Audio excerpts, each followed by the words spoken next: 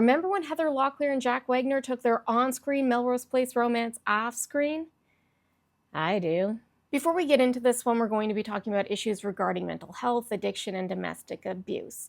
If those are difficult topics for you to deal with right now, I totally understand, and I will catch you in the next one. It was 1994. Weezer Wanted to Destroy Your Sweater. Reality Bites hit theaters. We Met Jay and Silent Bob. And that October, 35-year-old Jack Wagner joined the Melrose Place cast as Dr. Peter Burns. Melrose Place was in its third season with 33-year-old Heather Locklear starring in the soap as Amanda Woodward since 1993. Peter and Amanda would find love on Melrose Place, a love that was rife with kidnapping, torture, and fake deaths to avoid prison time.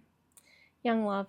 After the show wrapped in 1999, Jack moved on to other projects like The Bold and the Beautiful, and Heather took a lead in Spin City with Canadian Michael J. Fox. But then in 2006, Jack got divorced from wife Christina Wagner after 13 years of marriage. The two had met while they were both on General Hospital and had privately dated until they collaborated on another project, this time of the fetal variety. The pair went public in 1990 and were married on December 18, 1993. They welcomed their second collab the following year. Now, they had filed for divorce before, back in 2001, but reconciled before filing again in 2005, but this time for good. Heather had also filed for divorce from then-husband Richie Sambora after 11 years of marriage.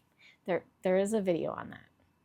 You go find it. Then Heather dated David Spade briefly, but it also made sense that old friends Jack and Heather would lean on each other after both going through divorces and finding themselves single parents with young children. And lean on each other they did, so much so that Heather and Jack began dating in April 2007, right after her divorce was finalized. While Heather had found love off-screen with her former on-screen paramour, her personal life was about to take a turn for the worse. In March of 2008, her psychiatrist called paramedics to her home, believing that she had overdosed on prescription medication. When they arrived, they found that Heather was okay, but by June, she had checked herself into a treatment center for anxiety and depression. She had requested an in-depth evaluation of her medication and was seeking a proper diagnosis and treatment plan, according to her rep. She spent 4 weeks at the facility, and friends claimed that she felt great. She looked great. It was nice to see her laugh again. But by September, Heather found herself in trouble with the law when she was arrested for a DUI. She was charged with driving under the influence of prescription medication after a bystander had noticed her driving erratically and called the police. Heather pled no contest in January of 2009 to misdemeanor reckless driving, which got her a 12-hour drug education course, 3 years in formal probation, and a $700 fine. She seemed to keep it on the up and up afterwards, and by June, rumors were swirling that Jack had asked for Heather's hand in marriage when she was spotted around LA with a diamond on that finger. Onlookers noted that when photographers were around, Heather would slip the ring off. Her rep declined to comment.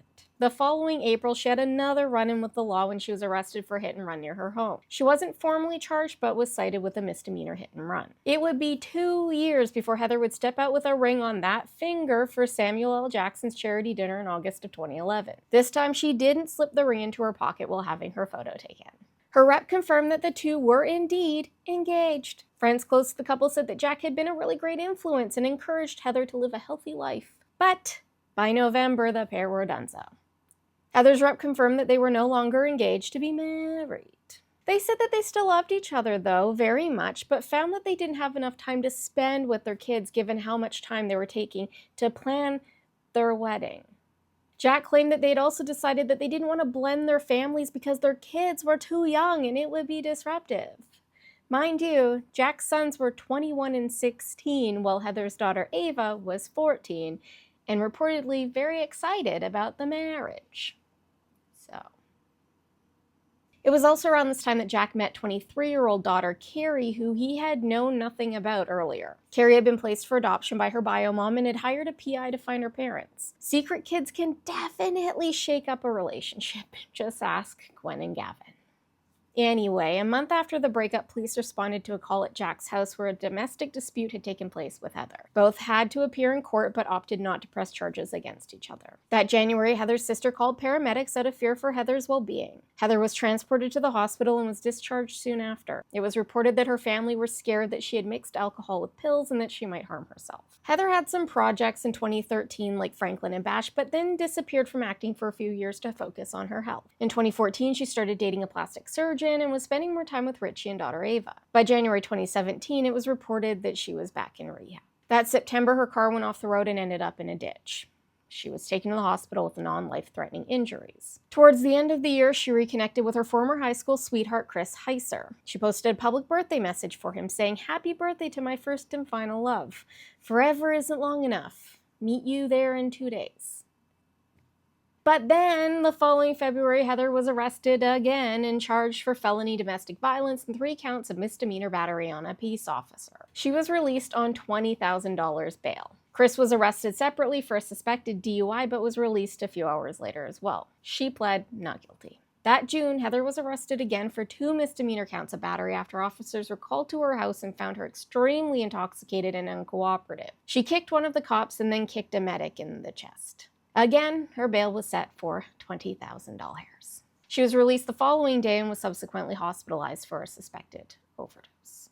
In August of 2019, she pled no contest to the charges from the June arrest and was sentenced to 30 days in a mental health facility. By June 2020, Heather was celebrating 1 year of sobriety and her engagement to Chris. But then, in May of 2025, this year, it was reported that the two had ended their engagement. It just so happened that Tommy Lee was also in the middle of divorcing his 4th wife, Brittany Ferlin, who blamed his drinking for the dissolution of their marriage. Apparently, Tommy and Heather have been seeking solace in each other after their breakups, with friends fearing that Tommy might compromise Heather's sobriety. Hopefully, Heather won't throw away all those years of hard work for Tommy. I mean, remember the Speedo? Don't worry, I won't put you through that again.